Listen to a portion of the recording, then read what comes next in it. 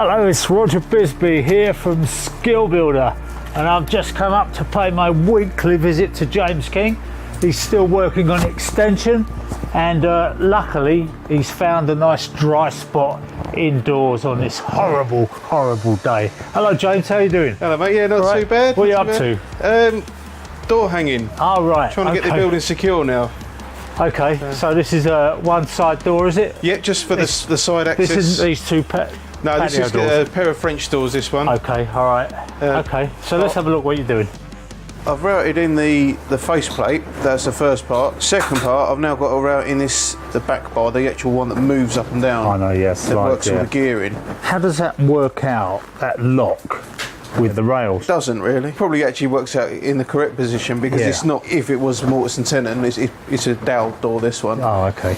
But if it was so even for a dowel door, if you're drilling all that lot out, you're just going to weaken the door. So in fact, it has come up a bit higher.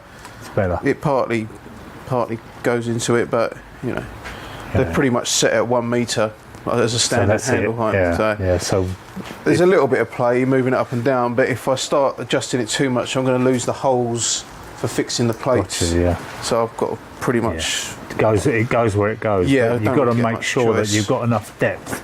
Yeah. To get that, and it's not coming so that it compromises your rail. Yeah. That's it. Yeah. I ordered a setup a couple of days ago, which are going to be for the French doors, and they arrived down there in the box office. You can see that totally bent up. The delivery driver obviously stood on them in the back of the van. So that was the first one I was going to do, but because that was the last set they had in stock, and I couldn't find anywhere else, I thought I'll get on with the side door. And I ordered up just a single one for it, so I haven't had a chance to have a look at it and get my head around it yet. So this is a first one for me and for you watching it. Yeah. Oh yeah, the Makita, I remember that. What happened there? It's this switch handle that was actually hanging off. Yeah, we took these two screws off. The bolt was still in there, and there was nothing snapped on there, so straight away we knew we could fix it. Basically on the vibration. Yeah, but I don't know how it came out because we had to take this casing off here as well. Yeah. And then it sort of slots down and fits into a little cam bit in there, and then bolted it back in. Loctite. Oh, you put some Loctite on? Yeah. We took it apart after you suggested. So I put a bit on there, put that back on, put that casing back on, and it's good as new. It could only have been vibration. Yeah, it was never bashed. I knew that. This one was a little bit, it's just very slightly had a little wobble on it, so we did the same again, took it apart, took the nut out, a bit Loctite. And we actually got a comment from somebody to say theirs had done the same, so I think it's a bit of a fault with that particular router. Yeah, it must just. But other than that, not a bad router, really. No. Do you want it back now? No, I think you deserve it, mate. You've done the work now. Oh, thank you very much. Got 3 routers on this job. Blimey. Festool? Festool, a Trend, and a Makita. Oh, that Trend, is that with a jig? Did you get that when no, you got I bought it specifically for using with the skeleton hinge jig, just because it's nice and light. It's got the right bush guide for it. Yeah, I know. They just sell all the gear with it, so I just keep that. That is just solely for cutting hinges. That one. So where's Ian today? He had to go to the hospital, ingrowing toenail. So he had to actually go along. He's had to go there, have his toe pretty much opened up, cut down the side of it, remove part of the root, take the side of the nail out. He actually had it done about 2 years ago on both of his big toes. They grew back again. It's come back again. Oh blimey! Couldn't you have done it for him? Well, I could have given it a go. I mean, you know, I've got enough tools. They're just not sharp enough. Oh, this is just for the back rail. Give it a little bit more than it needs, just so it's got room to move in there.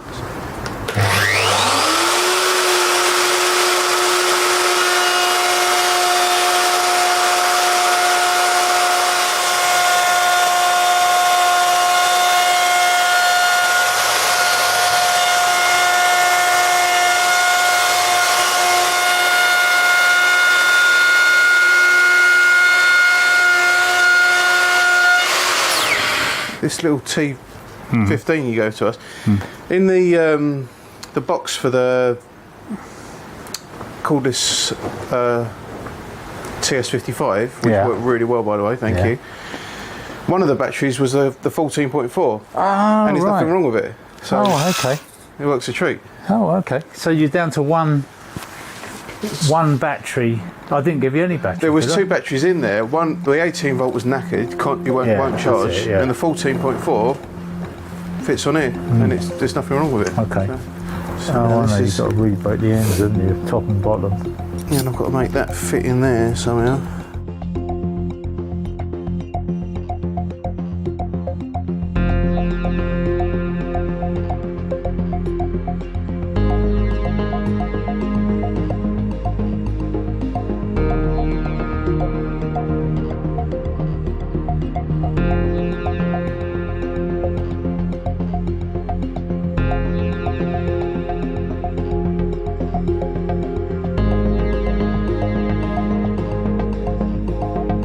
So I'm going to use that as a reference point for when I take this out and lay it on its side. That's my spindle. I'll do the same on the other side.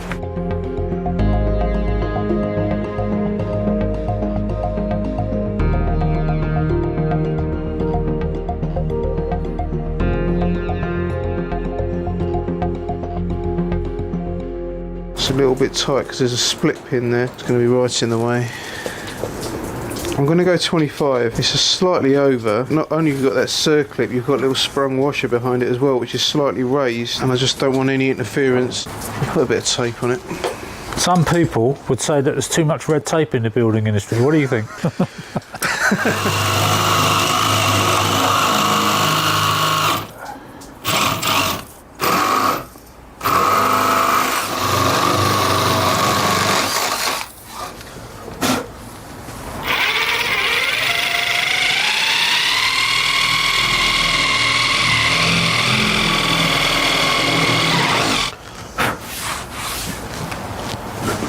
Take that bit out of a nice sharp chisel.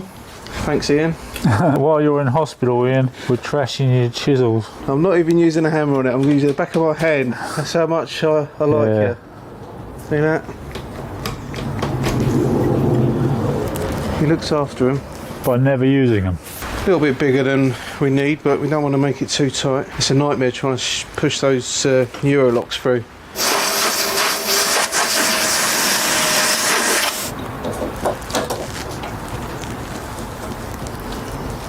So I can use my reference mark I had earlier, my little star, to line that up. Little tap.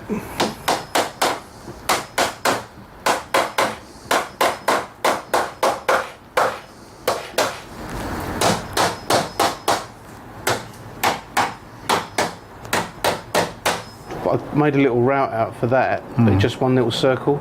Oh, I need to elongate it's it. got to elongate them, yeah, okay. Okay, so I just need to take that out and do them. And without an instruction manual, it makes it a little bit difficult. There is an online instruction manual, but it's, well, it sort of covers more than one type of this thing. So if you're using this one or the UPVC version, and I think it's more just how to put it together and make it work, not necessarily how to cut the door out.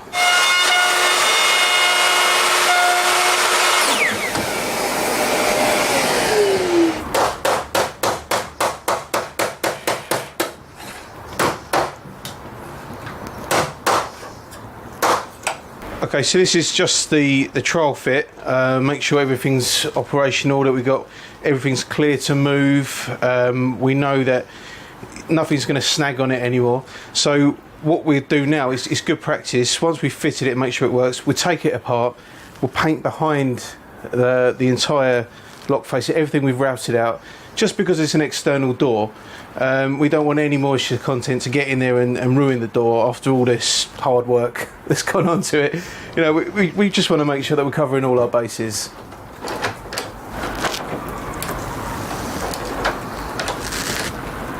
Oh, The yeah. latch and the lock, the two hook lock parts, and then you've got a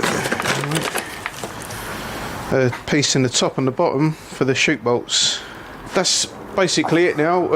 We're going to hang the door, just get the keep set up and give it a go. It's my first ever attempt at doing this. He didn't go too bad. He was all right. I think take your time, keep marking, keep offering up the lock itself to the door, keep checking your marks, and you can't really go wrong as long as you've got that piece that you can keep offering up and a reference point like we marked earlier across this star. As long as you've got something like that, you can keep coming back to it every time. You should be fine. That's it. That's lovely, mate. We've done it. Oh.